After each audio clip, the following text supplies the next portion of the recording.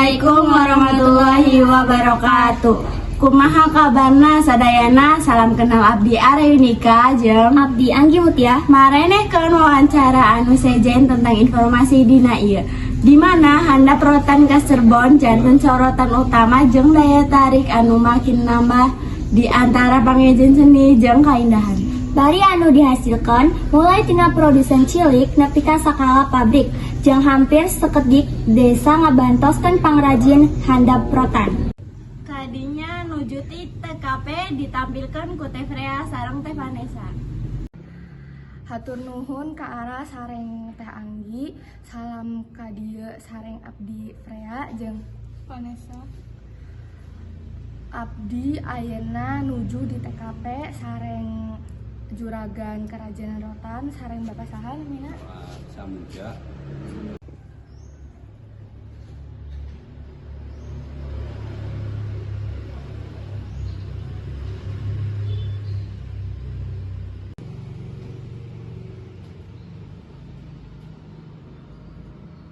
Kumaha geus lila aya ngajaluk usaha kerajinan rotan ieu? Masalah kerja kerajin rotan udah lebih dari 20 tahun. Aya teu rintangan anu Bapak teu sadar dina geusian usaha ieu?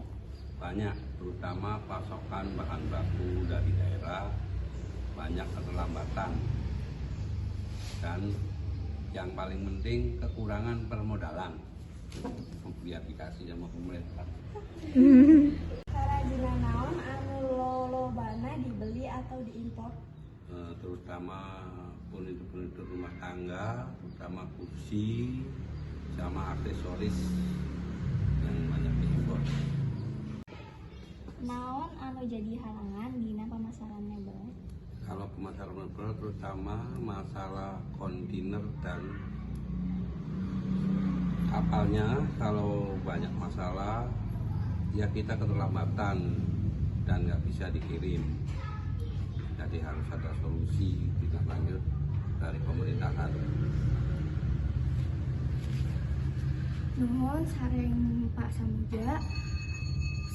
Dina kadieu balik deui ke redaksi jeung Teh Ara sareng Teh Anggi. Nuhun Teh Freya sareng Teh Vanessa di TKP, kembali deui ka redaksi sareng Abdi Anggi jeung Ara, produk mebelna teu hanya disukakan dina negara, tapi oge diekspor ke negara-negara sejen kalebet Eropa. Hatur nuhun, sekian redaksi kami. Wassalamualaikum warahmatullahi wabarakatuh.